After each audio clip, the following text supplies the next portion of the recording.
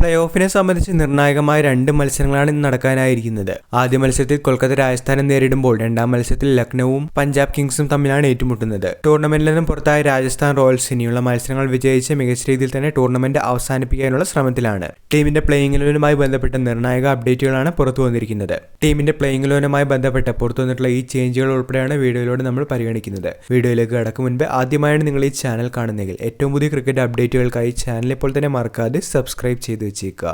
ആദ്യ 11 കളികളിൽ നിന്ന് 3 മാത്രമാണ് രാജസ്ഥാന് വിജയം നേടാൻ സാധിച്ചത്. പ്ലേ ഓഫ് കാണുന്ന ടീം ഇതിനോടകം തന്നെ പുറത്തായ സാഹചര്യവും ക്യാപ്റ്റൻ സഞ്ജു സാംസണും സന്ദീപ് ശർമ്മയും ഉൾപ്പെടെ പ്രധാന താരങ്ങൾ പരിക്കിന്റെ പിടിയിലായി ടീമിൽ നിന്നും പുറത്തായിരുന്നു. സഞ്ജുവിന്റെ തിരിച്ചുവരവുമായി ബന്ധപ്പെട്ട് പുതിയ അപ്ഡേറ്റുകളൊന്നും തന്നെ വന്നിട്ടില്ല. കഴിഞ്ഞ മത്സരത്തിന് മുന്നേ സഞ്ജു സാവധാനം മാത്രമേ ടീമിനൊപ്പം മടങ്ങിയെത്തൂ എന്നുള്ള സൂചനയാണ് കോച്ച് രാഹുൽ ദ്രാവിഡ് നൽകിയിരുന്നത്. KKRനെതിരെ നിർണായക മത്സരത്തിന് ഇറങ്ങും മുൻപേ ടീമിലൊരു മാറ്റമാണിപ്പോൾ പറഞ്ഞിരിക്കുന്നത്. പുതിയൊരു വിദേശ താരം ടീമിനു വേണ്ടി ഇന്ന് അരങ്ങേറുമെന്നാണ് റിപ്പോർട്ടുകളിൽ സൂചിപ്പിക്കുന്നത്.